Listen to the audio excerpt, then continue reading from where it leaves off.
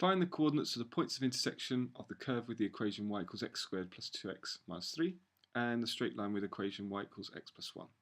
Give your answer correct to 2 decimal places. Okay, so we've got simultaneous equations in this situation. Let's call this equation 1 and this equation 2. What's nice about these equations is I'm just actually going to set them equal to each other.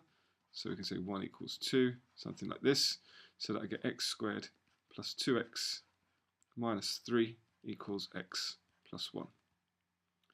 I want this equation equal to 0, so I'm going to subtract the x from both sides, and I'm going to subtract the 1 from both sides. So I'll get x squared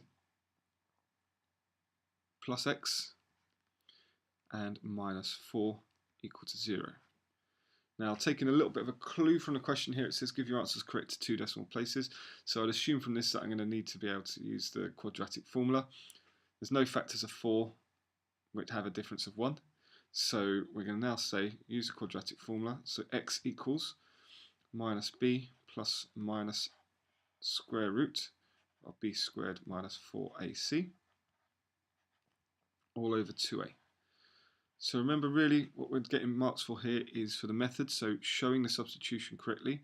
So I'll get minus 1 plus or minus the square root of 1 squared minus 4 times a, which is 1, times c, which is minus 4. Notice I'm not doing any calculations along the way, even though there are some simple calculations I can do. So on the bottom I get 2a, which is 2 lots of 1. I want to show my substitution and show that I'm using the formula correctly. After this, I don't need to show any more stages of working. All I have to do is state that, okay, if I'm giving my answer correct to 2 decimal places, x is going to be equal to, first of all, x will be equal to 1.56. So that's if I add the square root, and then if I subtract the square root, I get minus 2.56. Okay, so at this point then I want to find my y values. So if x equals 1.56, y equals x plus 1, so 1.56 plus 1, which is 2.56. So let's just link my solutions. And then if x equals minus 2.56, I get y equals minus 2.56 plus 1.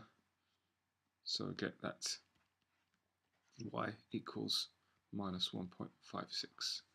Really, I don't like writing long expressions like this, so I should really state y equals 2.56.